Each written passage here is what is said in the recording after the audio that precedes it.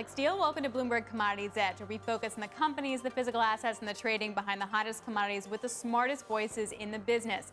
Let's get right to the data dig, where we take a look at all the top market stories of the week. First up, you get oil inventory numbers. We're still seeing some distortions from that Texas deep freeze. An enormous build of about 13.8 million barrels. Obviously, a huge chunk of that, though, comes from Pad 3. That's the Gulf Coast. You got refiners are still having a very hard time ramping up.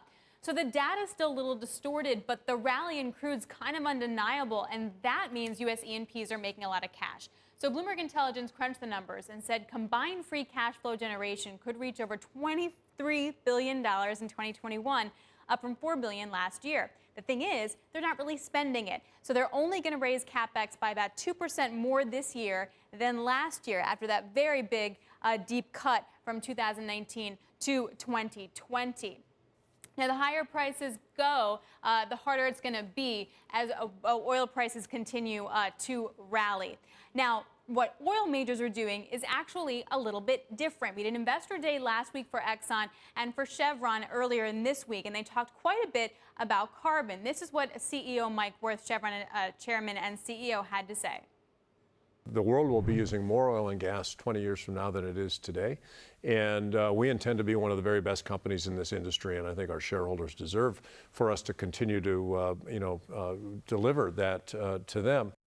I'm joined now by Ashkat Rathi, who covers all things green for Bloomberg. And Ashkat, I just want to, before we start, show you the great chart, which shows the word count of Chevron and Exxon in their own investor presentations this year and last year. And the stark thing is what happened to carbon. Both of them talk so much about carbon, beat out every other thing like discipline, returns, climate, and growth. And my question to you is this kind of trend sustainable for these big guys as oil continues to climb higher? Right now, but I think from an investor perspective, at least among international oil companies, the direction of travel on climate has been clear. We first saw the European oil majors, one after the other, set a net zero emissions goal. Then we had, at least in the US, Occidental Petroleum and then ConocoPhillips follow through.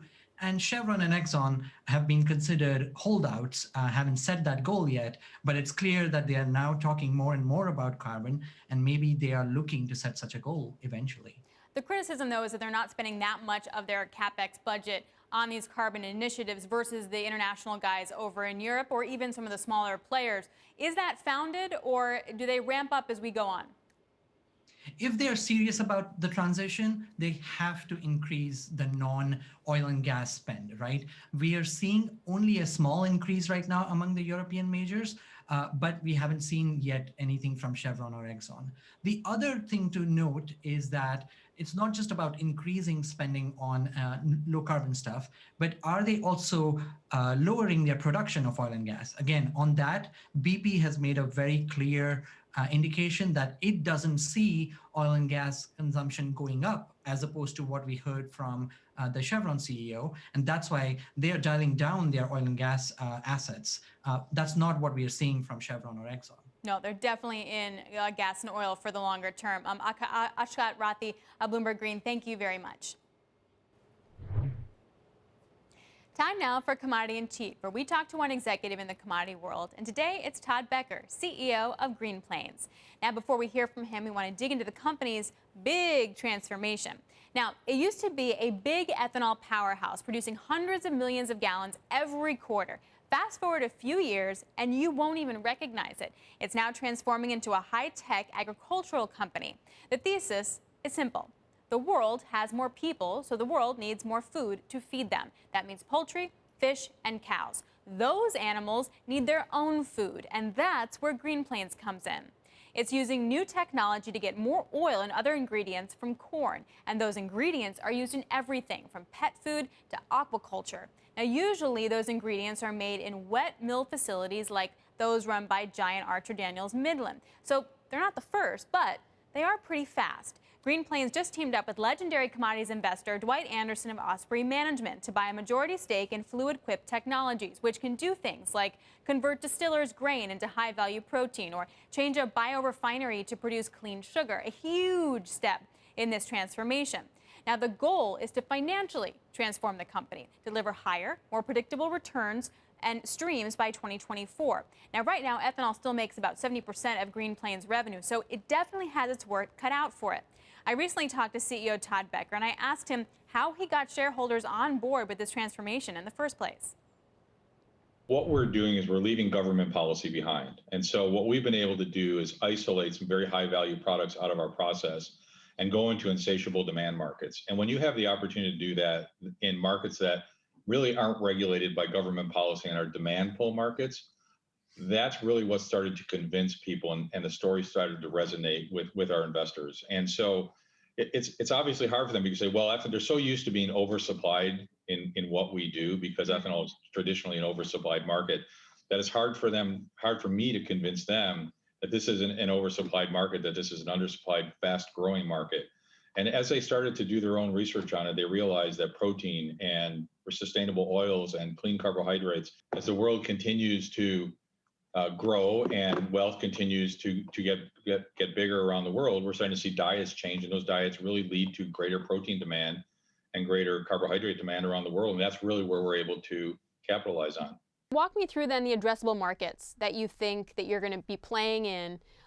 What are they? Just the basics. So the basics are protein, oils, vegetable oils, and sugar. And really those are the three commodity, or the three markets that are going to take the products that we produce. And then within some of those markets, there's broad different aspects of each of those markets. So protein, obviously the world's protein short. We see that we're growing very fast around the world on demand for protein, not only to feed ourselves, but feed our animals, to help feed ourselves. And that's one of the markets. In the oils, obviously you're seeing the revolution of renewable diesel. Well, we make one of the lowest carbon intense feedstocks that exists today, and a lot of people didn't really realize that we did that as well. And then on the clean sugar side, as we see industrial biotech and synthetic biology and green biotech all accelerate, they need clean carbohydrates, and that's something that we can do also with the technology company we bought. How big could these three areas be? What is the business opportunity? Yeah, if you take a look at even just protein is growing at 10 to 12 million tons per year increased demand for protein around the world. In renewable diesel and oil and veg oils, I mean, you're seeing that we do not have enough vegetable oils and feedstocks to satisfy the renewable diesel revolution that you're seeing in the United States and around the world. And then on carbohydrates, we think in the next 10 years, we're going to double our demand for clean sugars, glucose, dextrose, carbohydrates. And there's really no new supply that's able to come on the market until what we're going to be able to do with the technology that we bought and now own as well with our partners. How quickly then can you scale up your stuff? You know, we think we're going to be done with all of our plants, which is 10 or 11 plants, by the end of 2023.